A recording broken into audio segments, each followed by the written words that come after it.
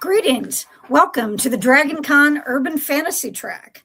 I am joined today by a panel of wonderful authors that I feel so fortunate to have with me here today. Excuse me. Apparently my voice decided to give out right now. And I am, even though all of them need no introduction, illustrious as they are, I'm going to have them briefly introduce themselves to you, and then we will get started discussing the topic of the role of action in urban fantasy. Charlene, you go first, please. Well, it's good to know I'm illustrious. I've been published now for 46 years. Anyway, I've written a long series. Well, that just means I'm still alive. There you go. I've published a lot of different series. I have a book coming out in February called Hold My Spell Book. I'm told it is a portal romantasy. I did not know those terms. So that's what I'm doing right now. All right. And Gordon and Alona. Well, we're not quite as illustrious. No. We've been publishing for about 20 years next year. We're mostly known as far as the urban fantasy for our Kate Daniels series and Hidden Legacy, but we kind of switched gears and we have a portal fantasy out right now called This Kingdom Will Not Kill Me. We just finished the second one. We just finished the second one. I can't say what it's called. Yeah, we cannot say what it's called. We cannot say when it will come out. We can tell you nothing about it except I can tell you it's almost 250K words. Yeah, we are very tired. We apologize if we will not make sense. And that is as much of an introduction as we can do. Yeah. Well, no matter if you have switched gears or not, urban fantasy still claims you. So I'm just saying, okay. You're still mine when you come to con. Okay. Carrie. Hi. Thank you so much for inviting me here, Carol. I'm Carrie Vaughn. My 25th novel came out last year. It's called The Glass-Slide World, and it's historical fantasy where naturalists and ornithologists have magic powers because of binomial nomenclature. And that's what I do. Right, good. I also wrote the Kitty Norville Urban Fantasy series, which is why I'm here. And I write a little bit of everything, and I love doing it. So thank you. Thank you. Yeah, and something good has to come of binomial nomenclature. I mean, come on, let's make it. It sounds like magic to me. Yeah, exactly. Absolutely to me. Kevin. Well, hi. Thank you for having me here, and it's wonderful to see everybody. I'm the author of the Iron Druid Chronicles, the Ink and Sigil series, which is kind of a sequel series to that. I co-wrote a trilogy of novels with Delilah S. Dawson called The Tales of Pell, and I also wrote an epic fantasy trilogy called The Seven Kennings. And next year I've got a new urban fantasy coming out called The Silver Gilt Coffer of Perilous Yearning. So, that's a great title. Yeah. Wonderful. And every time I hear somebody say, I have a new anything, I get excited. But a new urban fantasy, I'm doubly so. Thank you. And Richard. Hi, thanks for having me. I'm Richard Kadri, and I've written a lot of stuff, but I'm probably best known for the Sandman Slim series. I also have a second series, The Discreet Eliminators. That'll be at least a trilogy, and the second book, The Flesh King, came out recently in paperback, and the very, very, very last, I swear to God this time, Sandman Slim novel called In the Devil Wind. It's a 13th book. I got to stop at 13 because that's a perfect number.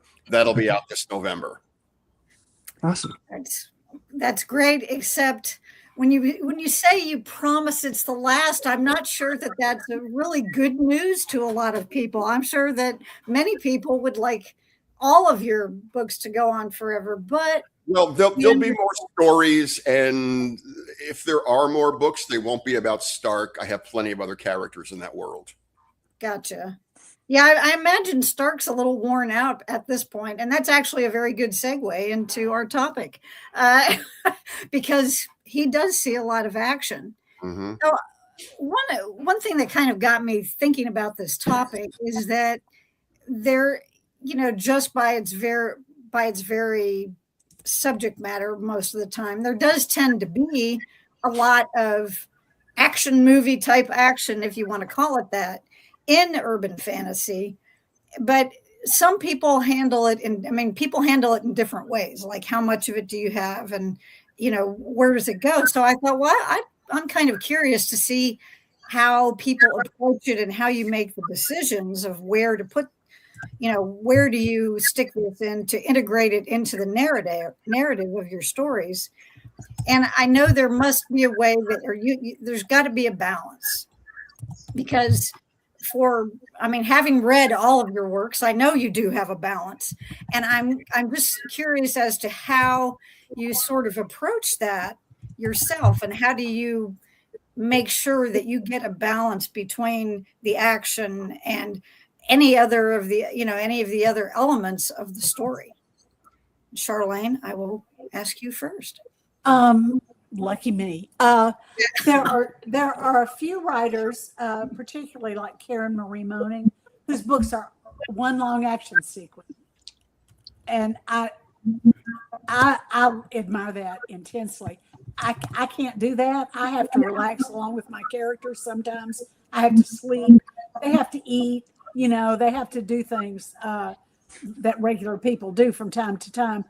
So to me, when the action comes, it's more extraordinary. It is more stressful. And I watch it in my head like it's a movie. I move character A, I shoot character B, I kick character C.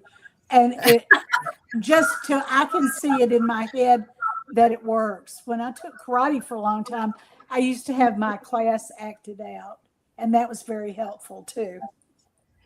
Oh, wow.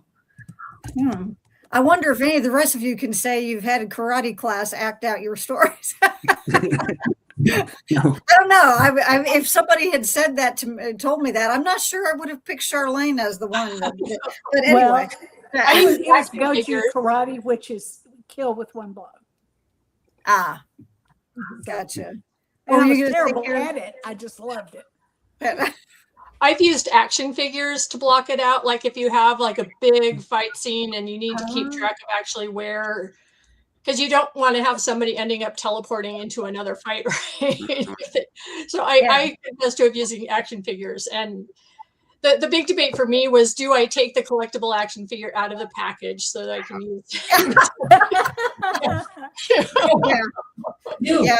I've actually drawn diagrams of sets. I had a fight in a van once, like a big SUV, and I sort of plotted out like, there are the wheel wells and the doors are there and the front seats are there, and how would you move? How would several people move in that confined setting? Yeah, because I would imagine that that was very useful to try to figure that out, even if it wasn't quite to scale, right? Okay, Gordon and Alona, what about you? We're boring. No, here's for us. I think because we have vampires and werewolves, I think action or violence is expected because they are traditional monsters, right? They almost come with an expectation of violence. They're going to do harm, or humans are going to fight against them, or they're vampires. Sorry. That's not us. It would be weird to have like a vampire werewolf movie that wasn't an action movie. You know what I mean? Like there wasn't that. So for me, like we do see the scenes. I don't think that is not. Somebody else's dog. Somebody else's dog. It's somebody else's dog. Go ahead. I think that urban fantasy itself, and for us, like what we read even before we wrote, was sort of like a grittier action sort of genre, right? Things happen. There's conflict. People are good at punching people and stabbing people and sometimes shooting people. Because if you're not a vampire werewolf, or you're not Fae, or you're not something, you're simply human. Those are the tools, right? That you have at your disposal: guns, knives, swords, maybe karate. Yeah, I mean, it depends on what kind of urban fantasy you write. I mean, if it's something that's more action oriented, then yes, if you have fantastic creatures, you need to have fantastic action. That's it. I mean, as far as where it goes in the narrative, I mean, we don't sit there and go like, oh my goodness, nothing happened for a bit, let's have an action scene. It usually flows from the plot. We tend to write API kind of urban fantasy crossover with most of the time somebody is solving a murder or some kind of criminal case has occurred and it's to be fixed. And in the course of investigation, inevitably you come across antagonists and action. That's it. Yeah. We don't arbitrarily say, okay, what is the balance of action between all the other stuff? That's just not how we write, and it's not how it works for us. Yeah. Okay. Carrie. So one of the things I really wanted to do with the Kitty series, with Kitty the werewolf, is she is not naturally a fighter. Especially in urban fantasy, we get like a lot of police characters, a lot of ex-military, a lot of kind of characters who kind of naturally fall into these violent spaces, like Gordon and Alona were saying. And I purposely wanted to do something different. And part of that is what seeing action scenes from the point of view from somebody who's not kind of naturally inclined towards that kind of thing was really interesting for me to write. And also, she's kind of a pacifist. Like, she would rather not fight if she doesn't have to. And part of the thing with her was also somebody who has to learn how to fight. Like on page 1 of the first book, she has no idea. So, over the course of the series, she's learning. And like Charlene said, sometimes the action can be that much more spectacular if you've got kind of a situation and a context where she isn't used to that. Kitty would rather avoid fights. So when she did get into a fight, it tended to be, really important. But also, like, action and fighting are not synonymous. And I like to, so there are fights, but there's also, chase scenes. I love chase scenes. I love kind of ticking clock problem solving kind of scenes. Like, you have to get through the maze to find the thing before the thing goes off. And that's how I like, I like to have something kind of, there's some kind of problem that needs solving. And maybe the solution is action. Maybe it's a fight. Maybe it's you have to get across town in a snowstorm. There are so many things. And for me, it's as long as there's a problem that needs to be solved, I think that will drive the action as much as anything else. Yeah, and your I can't remember the name of the title of the book, but the one about the game, the quest, that's a perfect example. Yeah, that's a perfect example of that. Kevin. Regardless of what kind of action you have, because Carrie did an awesome job of talking about all these different kinds of action you can have. They're a crisis point for your characters, right? They're in crisis. Otherwise, they would be eating chips and watching a fantastic show. But that's an opportunity every time for you to reveal something about your character, or for them to learn something about themselves. Where's the line, and will I cross it? And what am I willing to do to get out of this? Is it better for me to fight or to run? Is discretion the better part of valor? All those kinds of questions get brought up during different kinds of action scenes. And that's why I think urban fantasy is so much fun to read and write, because there is a lot of action of different kinds, but a lot of opportunities for those characters to grow in the process. So it absolutely moves forward your plot, but also moves your characters forward as well. Okay. Richard. For me, I've always seen setting as another character in a book. So I love writing about LA and New York, and it's not just a background. It's like the city itself is another character that influences the actions of the other characters.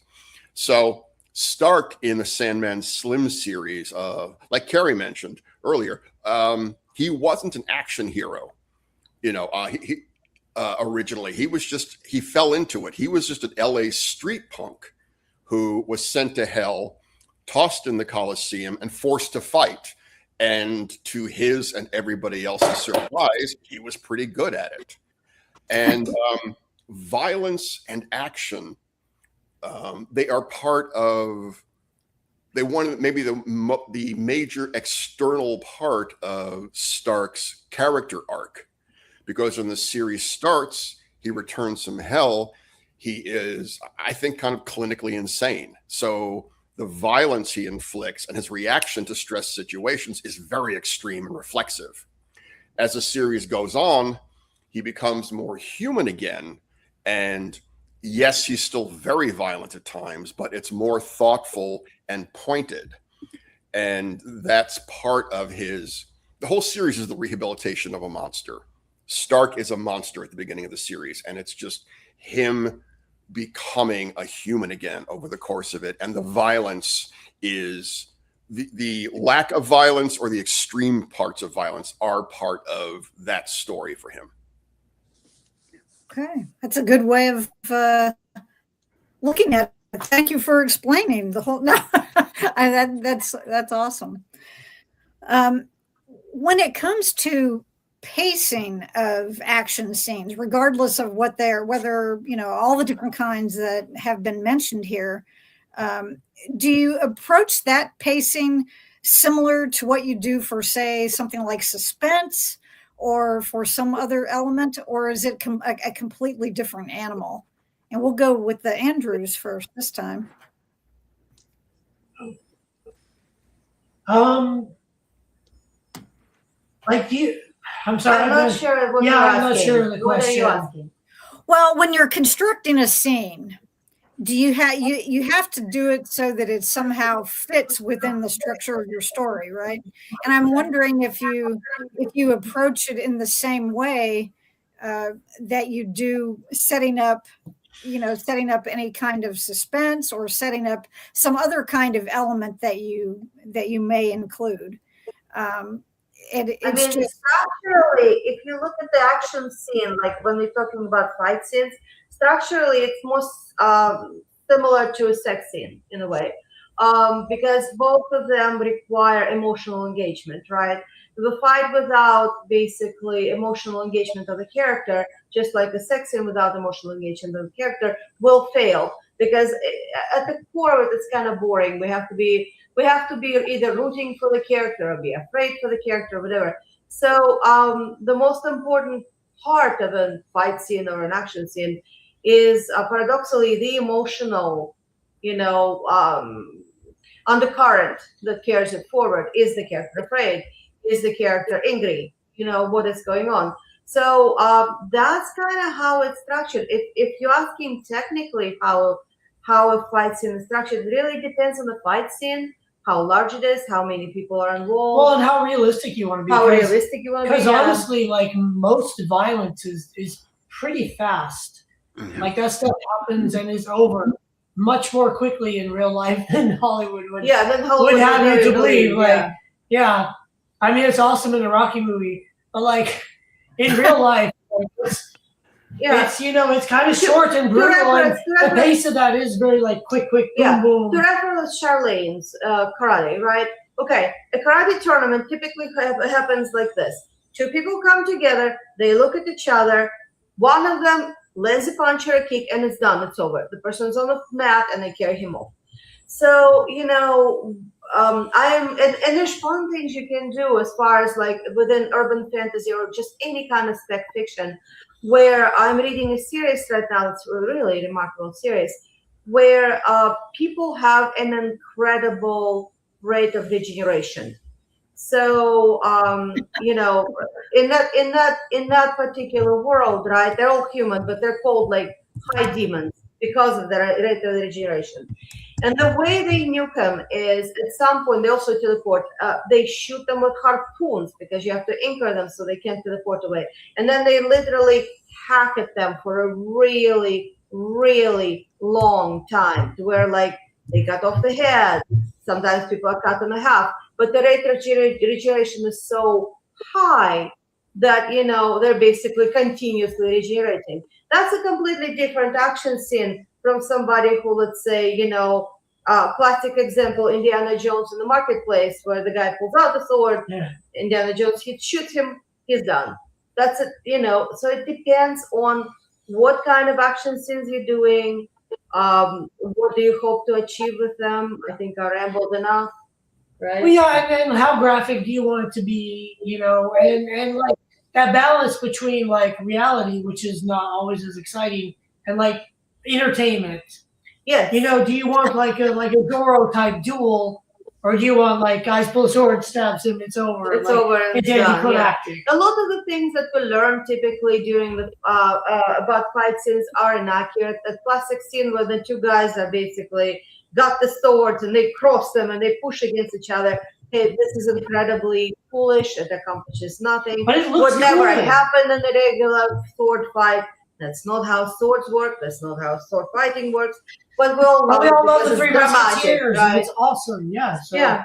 we just And want there to are be. always, well, there are always readers that will let you know if that's not how swords work, right? I mean, Oh that's, yeah. Oh, You yeah. know, and that's the Yeah. thing. Like, It's a book. it's a book. English will be happy or unhappy. We all bring our 50% of life experiences to every narrative. And, you know, yes, if somebody is very good at sword fighting, they will find those scenes are realistic. But our purpose as writers is not necessarily to be the most realistic. Our purpose is to be the most entertaining, right? yeah. Tell them to go read a newspaper, for heaven's sake. Yeah. Well, no, I will not presume to tell readers what to do. You know, we love our readers; they're amazing. Yeah. Carrie, what about you? Yeah, that's really interesting. I when I was writing my Robin Hood story and promoting, it's called The Ghost of Sherwood, and I had somebody ask me, you know, from the audience I was talking to, what the poundage of their bows were. Oh, And it kind of baffled me because I'm like, you know, in 13th century England, they weren't measuring bows by pound. It was, you picked it up and if you could draw it, it was the right bow, you know, and they were handmade. It wasn't, you know, Yeah. but I'm not putting that in the story because I don't care. And that slows down the pacing. Like, and the way I explained it is like, what I care about is what the string feels like on your finger. As you're drawing the bow, you know, the pressure, the way, you know, if you're drawing a bow that is too heavy for you, you know, the way that it's going to strain your arm and your shoulder is going to pop a little bit. And yeah, you can draw a moment like that out for the reader because it is all about the emotional engagement, you know, not just for the characters, but for the reader. What do you want your reader to feel on that? And you know, in that scene, I'm gonna pace it really slow because I want the reader to feel like every straining tendon, you know, in the archery contest, as you know, my teenage girl is trying to win this contest with a bow that's too heavy for her. So yeah, I don't know that I handle it any differently. I think I'm a little like that's very perceptive, sex scenes and fighting scenes, because you run the risk in both, I think, of being too descriptive. But like it's the tab A and slot B problem in sex scenes. You don't necessarily want to do that. And it's the same for me with fight scenes, like the actual like the blows, the karate blows are less important than like what it feels like for your hand to hit a face, like what it feels like when you're bleeding and still like it's the feeling and the emotion. And you know, your writing is so wonderful because you can expand and contract those moments. You know, there are some cases where you just want to blow right through it because you want to show that your character doesn't remember the fight, you know, and that's how you get that across. And then there are other cases where, so I fence, like that's my combat sport is I'm a little like semi-retired now, but I was a fencer for a while, and you get to a point where time really does slow down. Like if you're in the groove, and you're doing it right, like you can see what's going to happen and react to it. And it's really wonderful. And you can convey that in fiction by kind of drawing out the pacing and making it really descriptive, really immersive. And then you can, you know, do the opposite. And that's, I think, the beautiful thing about prose. Like we can do that in prose, and you can't do that in movies necessarily the same way. And that's why we're all writers, because we love messing with our readers in those ways. Yeah, we hear that a lot, us readers. Kevin? Yeah, we do have an advantage right there in being able to bring something because of the medium, that a movie can't. Which is sometimes when people say, "When is this going to be a movie?" I'm like, "Well, isn't it okay now? Yeah, I mean, this was a good experience for you, right? You got to read it, and you Right liked on it. that. So how about we just keep it there?" But anyway, as far as pacing goes, my character's well, at least Atticus is super old, and he wants to stay that way, and so he does try to finish fights quickly, and isn't particularly scrupulous about honor or anything like that. He wants to win, and so because he'll be alive afterward. So the pacing is often very quick because of Jordan and Ilona's point that hey, real violence is super fast. There is no dramatic showdown in front of a sunset where you are evenly matched for minutes or at a time or whatever, while the soundtrack from John Williams plays behind you. So it's super duper fast, and that is the way I kind of have tried to depict it. Even when it's a large battle, everybody fighting at once still comes down to individual battles. And when you are facing off against one particular person, you have one or two moves, if you're lucky, before you have to strike and hope they don't get you back. And that's all that you're allowed time to do. So I actually had a fellow from Taiwan who was a martial arts master when I got to go there for a book festival, and he came to see me and said, "I really like your fight scenes." And he knew how to fight, and I did not. I just because the way you write them is accurate to real violence. And I'm like, "Well, thank you. Would you like to come see my collection of swords that were used in actual battles and killed people?" Yeah, sure. So yeah, that was a wonderful experience. Seriously, like I couldn't believe my luck at meeting somebody so experienced, and he taught me a whole bunch of stuff that went into my next couple of books. But that's how I approach pacing. It's got to be fast because that's the way real violence is. Right. Well, that makes sense. My question for you, though, personally, is: did you take along with you when you went to this guy's place the first time, like a big, tall, beefy friend? I just had a translator. That's it. Just a very nice guy who was fantastic in both languages. So he was a super nice guy. He let me use an actual samurai sword, taught me a whole bunch about breathing and how important it was. Sort of like what Carrie was talking about with how your stance and everything and things kind of slow down and you're in this interesting state of mind. And he gave me a tatami mat, which sort of, I guess it simulates human flesh. And it was rolled up on a peg, and the ideal is that you're supposed to be able to slice cleanly through it with one strike. And the first time I did it. I got through it cleanly on the first strike. And afterward, I was terrified. I'm like, my God, this thing is dangerous. And then I was thinking about it, and my subsequent attempts were just absolutely terrible. That they did not even get a quarter of the way through it because I was so freaked out by how dangerous the whole thing was, and then I was thinking about it too much.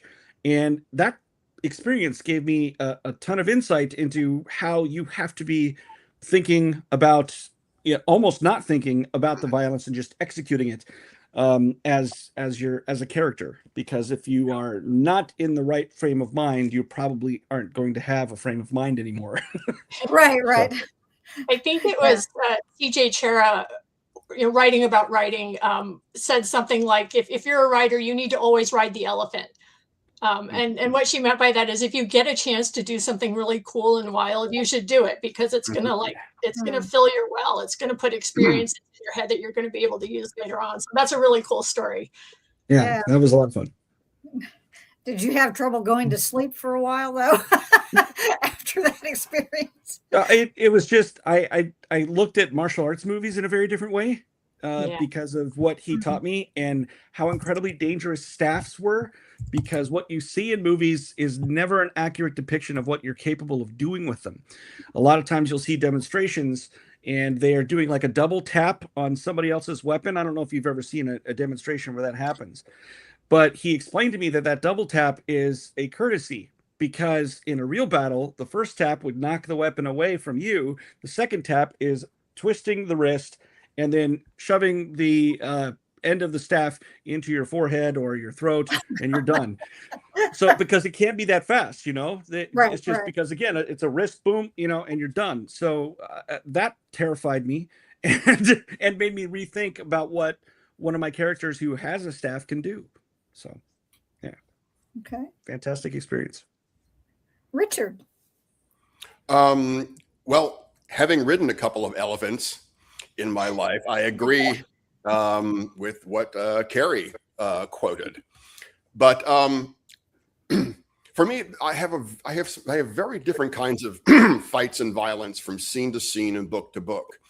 They can be quick one-on-one fights or complicated group fights, and the pacing of each is very different depending on the complications. But also, again, I said violence for me is also a character.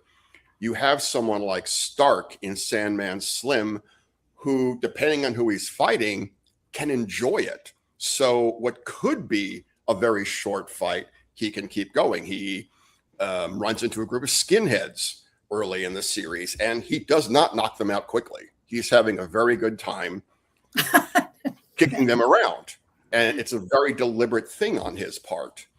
I've studied martial arts, and I grew up in Texas, so I have had a number of real life fights, and as everyone said, they tend to be very quick. Especially, as Charlene said, you learn where to hit. It's not about just sort of 15 punches in someone's face. You learn where to hit. And my favorite thing learning was not to hit at all. I learned as a teenager. I knew from advice from fighters in martial arts, if you can draw even a little blood on your opponent in real life, it will often stop the fight because they see their own blood and they freak out. Right. And they'll back up. And it doesn't even matter if it's a lot of blood. But I learned pretty early on that you can crack someone's forehead open with a Coke can if you hit them the right way. So then you don't have to hit them at all. You just always keep a Coke can around and just learn to use it right. Yeah. That's awesome. Can. Yeah, that's probably good advice if you have a weapon handy, right? Yeah, Kevin had a comment earlier, but I want, it was a private comment. So I about people letting you know if you get information incorrect. Charlene, bring us home on this one. Oh, not too much to add now. My instructor told me that if a bar fight lasted more than 2.5 minutes, that was very unusual. Mm-hmm. Because fights start and they're over quickly. And usually the people want to de-escalate.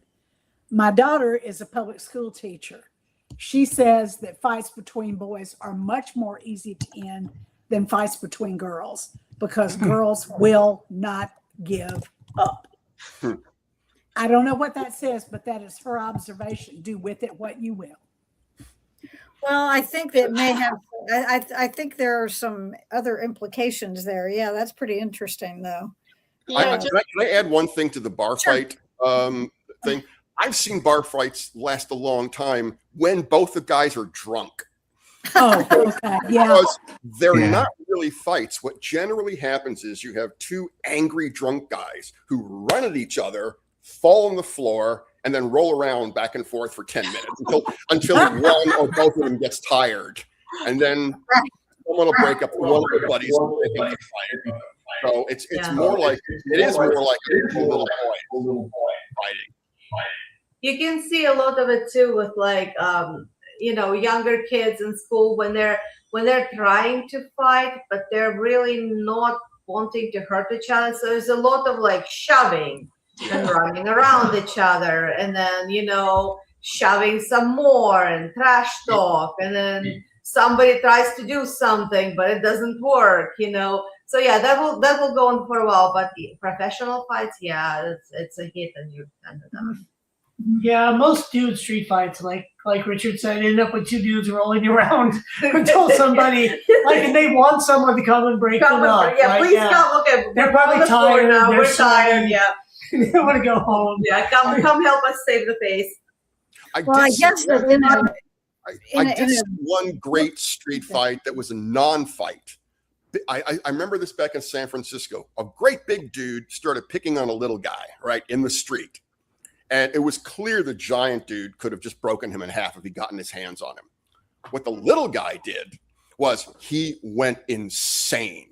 He started jumping around, screaming, and punching the parking meters to the point where he convinced the big guy that he was just deranged. He was a psycho. And the big guy just left. yeah. That was it. So crazy can make up for a lot of lack of martial arts and strength. I just read an article about that, about Yeah. how women should act in situations of harassment, like street harassment, instead of like hunching up and running away.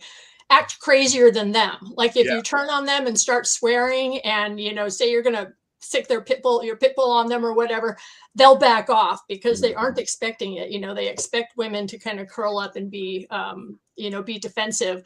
But if you can, act crazy, they back off, and there was something about the whites of the eyes, like we're programmed. If you see like the whole whites of the eyes versus, you know, a more squinty eye, that's like a sign of like, oh, that person is dangerous and I need to get out.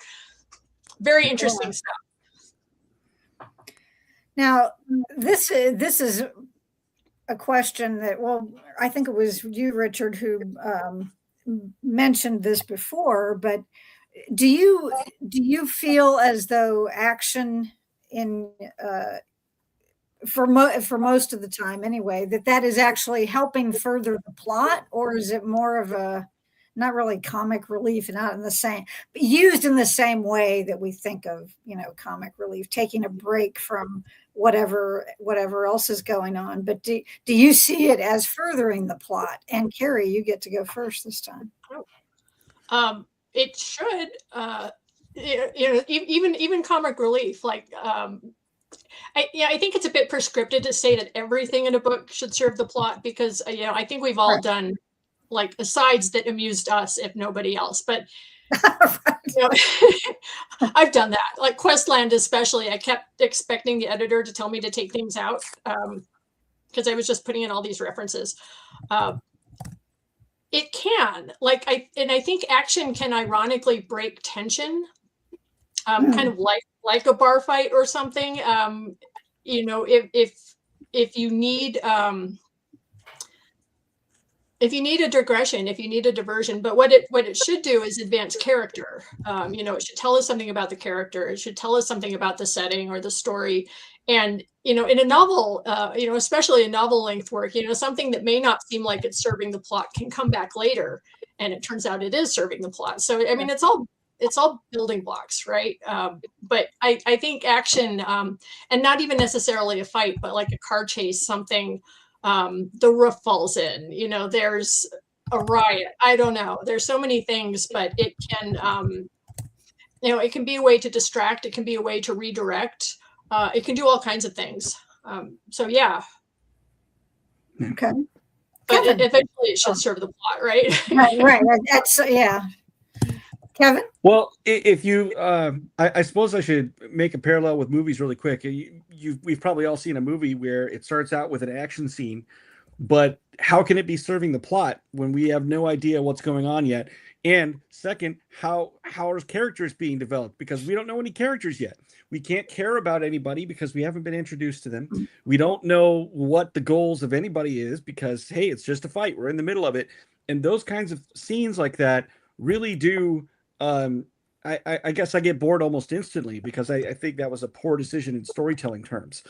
An exception to that might be something where, like the beginning of Star Wars, where you have a very tiny ship and a very large Imperial cruiser, and now you're like, oh, that's the underdog, and there's a big bully coming, and you kind of understand in a visual sense that this is a bully, you know, beating up on somebody right now, and you almost are immediately sympathizing with that tiny ship even before you know that those are rebels against the Empire, right? So If you are going to have a fight scene or whatever, yes, I think it should be advancing either the plot or the character, or both, ideally.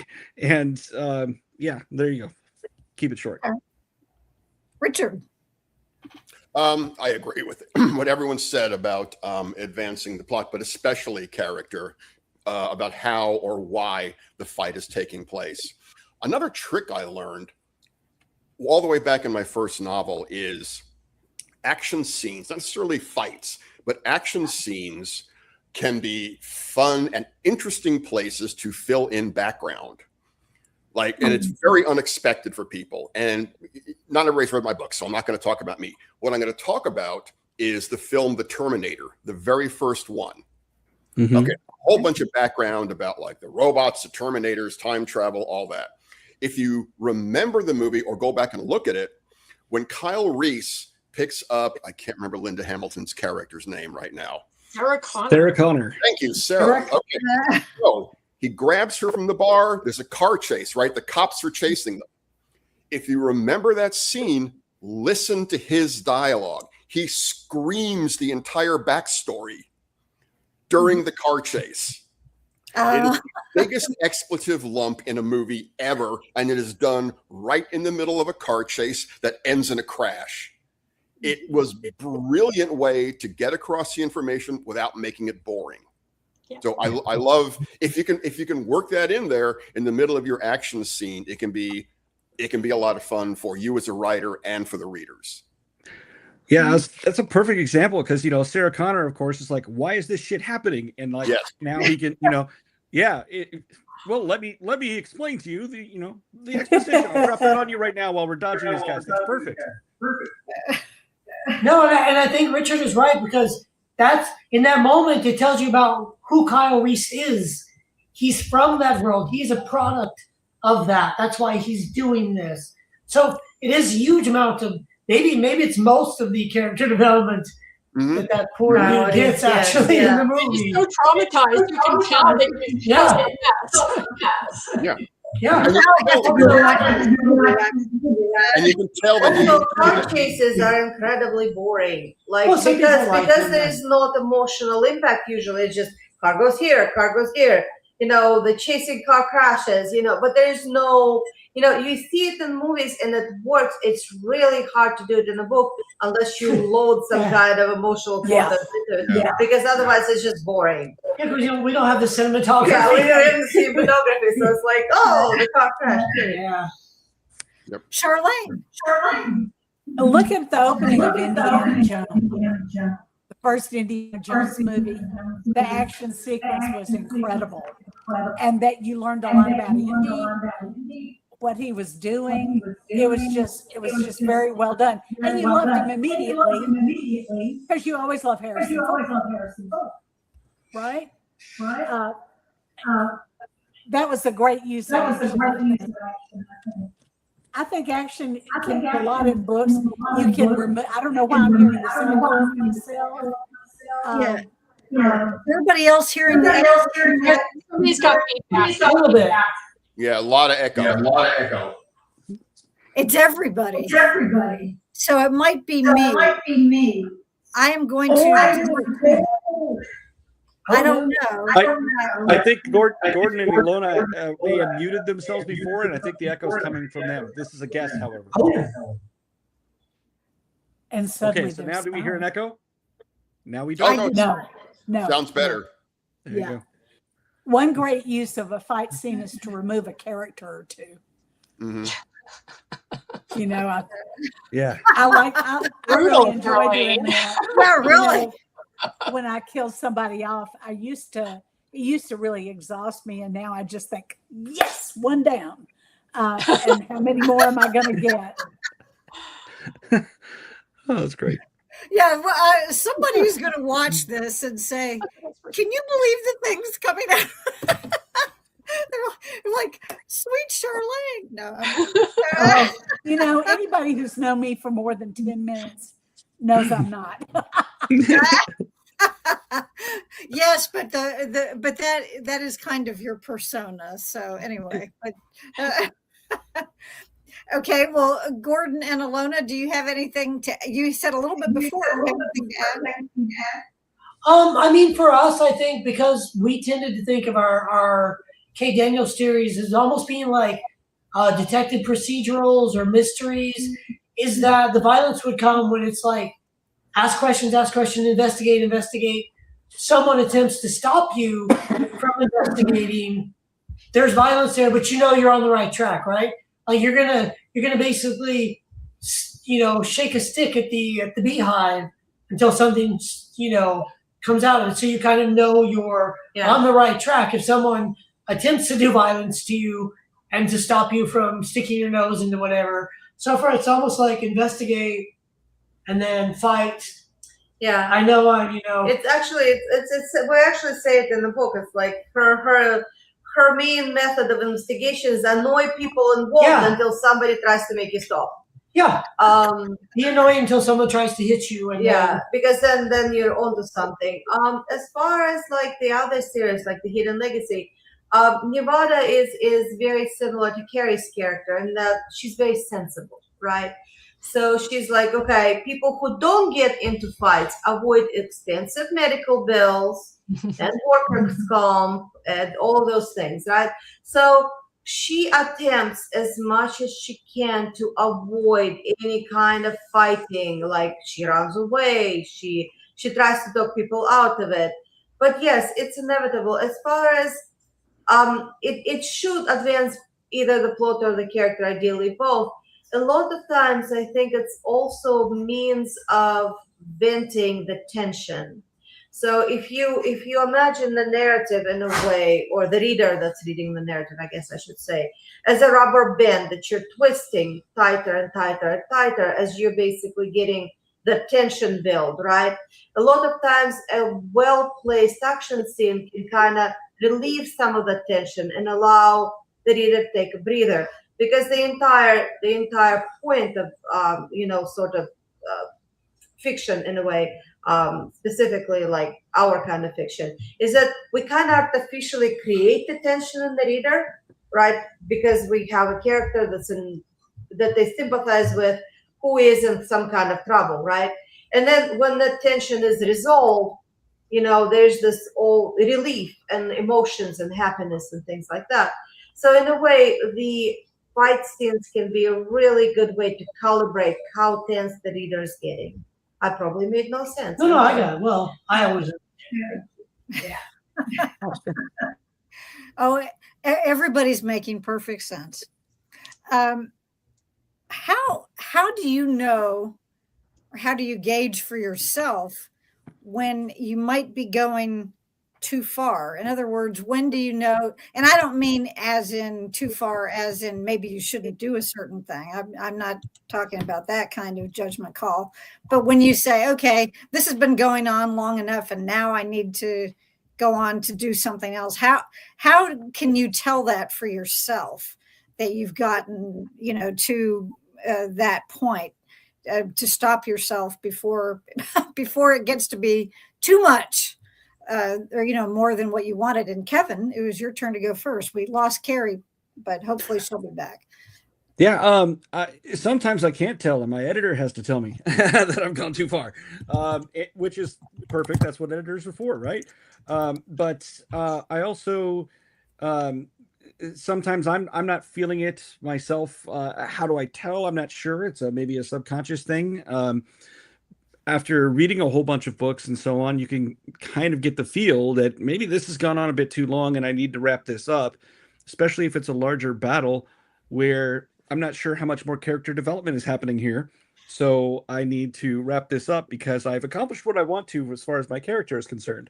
So, I think that's basically the yardstick you have to use to measure by is what's going on with your character, not so much what's going on with your plot, because presumably that's going to continue on, but how has your character progressed in this scene? And if they have had a revelation of some kind that they needed to have, then maybe it's time to wrap up that fight and get on to the next thing, the aftermath. Okay. Richard. I'm pretty much yeah, in agreement with Kevin about all of that. I think the the instinct, part of it is instinct, and it comes with experience. But also, when I'm writing, really action scenes or any, a lot of my scenes, especially for that first draft, I just put in everything, because I always find that having too much is way better than having too little. So throw in everything, and then when you start looking at the story again, that's when you start cutting, and then you work with your editor. It's like, did I cut back too much? Do I need to put some back in? But yeah, trust your instincts when you're writing it, and and again, I always think too much is better than too little. Okay. Charlene. Oh, I was thinking about the Lord of the Rings movie. In the last movie, they had 5 endings. Yeah. And after the first one, I thought, okay, we're done. It's done. Good. Then there was another ending. I thought, okay, we're done now. And then there was another one. I thought, to hell with you. This has gone on long enough. So I think you need to follow. I think we're all probably great readers. If you're not, I don't want to know you. And I think great readers have read enough and written enough. I think we're all very experienced by now that we know when our timing is off. Mm-hmm. And if we don't, and our editor says something, then we think, okay, then let me try it the other way and see if that feels better. I'm still concerned about a last line on my latest short story that the editor took off, and I'm going, I think I needed those 4 words. And I'm still worried about it. I'm still thinking about emailing him and said, no, put them back in. Because to me, that felt right. And I think you have to go with that. Yeah. Gordon and Alona? Well, first off, I want to just say you're Charlene F. and Harris. And by God, if you want that line in there, I think you're right. So,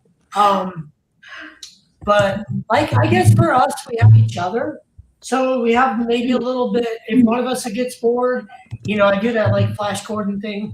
I'm bored, Titus. Give me something to play with. I'm tired of writing this scene, or I don't want to do this anymore, or if she does. But I think we're normally on the same page with that, because like everybody said, like all of us probably know when it's not going as well, or we don't want to, we get bored of writing and we're like, okay, obviously we made a wrong turn or something. We kind of need to get back on track. But I also agree with Richard, like, it's like put everything in there, let the editor decide. That's their job. That's what they get paid for. Yes, one interesting thing about this, Christ, it is us. it is us. I'm not understanding why this is happening. It's the dog. Maybe.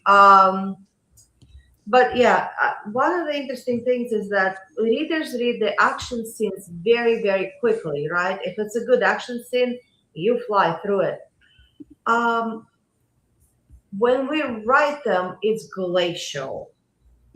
It's like, okay, what is he doing with his left hand? What is he doing with his right hand? Where is this going? We may redo the scene a number of times. We may reenact the scene a number of times to make sure that what we're describing is actually anatomically possible, right? So when we are doing this bit by bit by bit by bit, yes, occasionally I think that there is a potential there to just kind of get lost in that, right? Because you're trying to like not lose the forest for the trees, because the trees have to be described in great detail. And I think that's where again the editors are just saving grace, because if they read it and they're like, okay, this has gone on for too long, I no longer care who kicked whom in the face, let's get to the monkey. So I think that's all I have. Yeah, we will sometimes say things which are like, let's get to the effing monkey, or we need to man and wife this thing. Yes, it's a And it great, needs to great, be great line in the old Robin Hood, where he gets just super fed up as the sheriff is yelling, "Man and wife, man and wife," you know. So yeah, that's us. Yeah. Occasionally we're like, okay, let's man and wife this, and we're done. Something Charlene just said about talking to her editor. I just had the same argument with an editor recently about the ending of a story. They wanted me to cut something, and my instinct was, no, that should be in there. And we went back and forth a number of times about it. And my response in the end was, thank you for your input. I withdraw the story. And at that point, they just said, oh, never mind. And they left it in, and I know in my heart that's the way the story should end. Maybe people will hate it, but the way I wrote it, the way I intended it, that had to be the ending. And you have to, so I guess, I mean, the point I'm trying to make is what everyone else is saying here. You got to follow your instincts. If you're the creator, follow your instincts, even if it means fighting with people. Gotcha. Carrie, were you, I know you disappeared for a moment. Did you hear what the actual question was before you disappeared? Yeah, it was about when things go on too long, how do you know? Yeah, just like what's your internal method of getting, you know, of making sure that you don't go on too long? Do you have something that, or, you know, do you have a way that you kind of hold yourself back instead of saying, oh, this has been going on a little bit too long, I need to rein it in? If I'm bored, if the characters are bored, because sometimes I'm having a great time and then the characters are like, oh man, this has been going on for a long time, I'm really tired, maybe we should do something else. And it's like, oh, that's my characters telling me that I need to wrap it up now. Yeah. But also, yeah, it's amazing how often my characters, like I'll write something and then all of a sudden the characters are going like, well, what should we do next? I don't know. Let's talk about what we should do next. And I go back and read the draft and I'm like, oh my God, my characters are way smarter than I am. And I need to fix this right now. But also like making sure you know what the objective of an action scene is. And when you reach the objective, it's over. And you know, you don't have to go straight from point A to point B. Like you can have misdirection. Like misdirection is awesome. Like you have an objective and oh no, our objective has been derailed by XYZ. So now we have to overcome XYZ and then get back to the objective. But yeah, know what the objective is. When the objective is reached, it's time to wrap things up. Okay. Well, now for my last question, do you feel as though maybe the added dimension of the supernatural, you know, found in urban fantasy, that it makes, does it give you any extra considerations when you're doing action scenes, or does it provide some difficulties? I know all of you have written in genres or subgenres outside of urban fantasy. So are there differences, do you think, with that supernatural component kind of sticking its foot in the door and trying to be, you know, make itself known? And Richard, it's your turn to go first. Yeah, I believe so, because I mean, if you're dealing with a supernatural element or an entity, you're not necessarily approaching them the same way if it's just as I said, a bar fight earlier. So you need to, as the writer, you need to consider that. What does this mean? How do you approach this? Even if the character doesn't know, that can be part of the story too. It's like, I don't know I'm fighting a ghost. I don't know if I'm punching a werewolf until it reveals itself to be a werewolf. So you have to sort of think on two levels of what do you know as the writer and what does the character know in this setting. So it complicates things, but it also, as Carrie said, it makes it interesting for you and probably the reader, hopefully the reader too. Yeah, that's fingers crossed, right? Yeah. No. Charlene? Can you rephrase the question for me? Sure. Just do you feel as though you've written in other subgenres besides urban fantasy, but in urban fantasy there is always the added element of the supernatural, and do you think that adds in extra considerations and or difficulties when you're trying to compose an action scene of Well, some it, kind. it sure makes the fight different. If you have a creature that can chew your head off with its teeth, Yeah. the fight is going to go differently than if you had something that was going to slime you to death. It would change the whole fight. It would change your weapons. It would change your tactics, and it might even change the ending. So the supernatural abilities can really add a lot to a fight, especially if the vampire is going to try to get your blood or the werewolf is going to try to bite you and possibly turn you.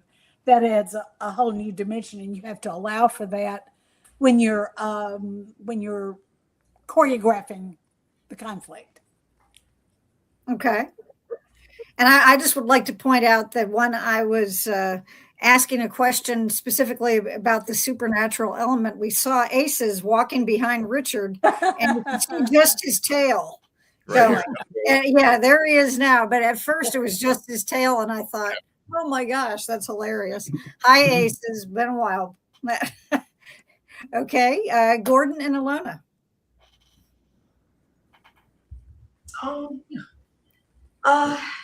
I was reading a friend's manuscript, right? And in the manuscript, they go into Dragon Realm, right? And a lot of stuff happens in Dragon Realm. But the interesting thing was like nothing about Dragon Realm in terms of setting was described, right? And I remember I commented and I said, hey, like you have kind of no setting here, right? We should probably have Sense of Wonder or something. And she responded back and she said, yes, why? Why are we in the Dragon Realm if we don't see anything dragony basically in there? Like why go? We could just have it in the living room. And so I think that a lot of times people read supernatural fiction or just any spec fiction, any fantasy fiction really, to see those bigger than life sense of wonder moments, right? And that absolutely should come and play when you're doing an action scene. It's something that makes our genre different from all other genres, right? Because okay, a fantasy genre can have element of mystery, romance, it can have basically suspense, but the one important thing that sets us all apart is that it has magic in it.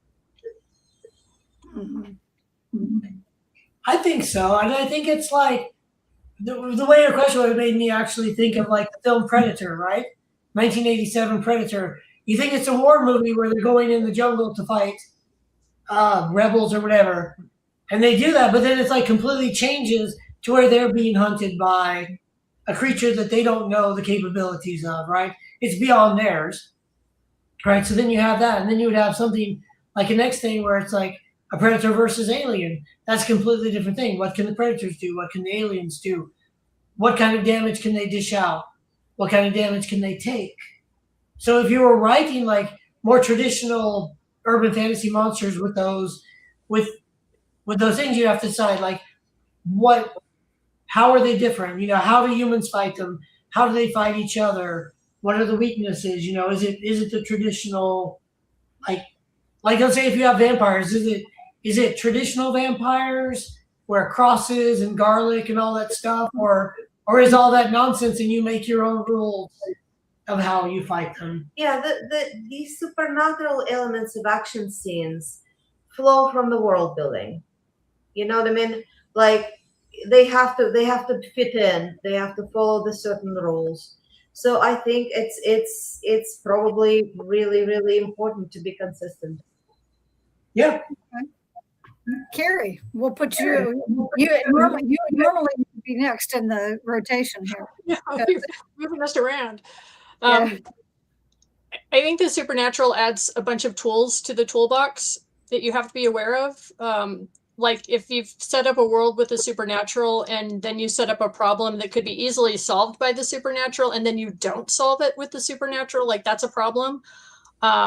So you do have to be aware that that once you have the supernatural, that the challenges and obstacles fit the supernatural world that you've built. For me, often the challenge was, especially in urban fantasy that's set in our world, the modern world, making sure it's still believable, having the supernatural and having these weird rules and having magic and still like at least side-eyeing the laws of physics, having it make sense.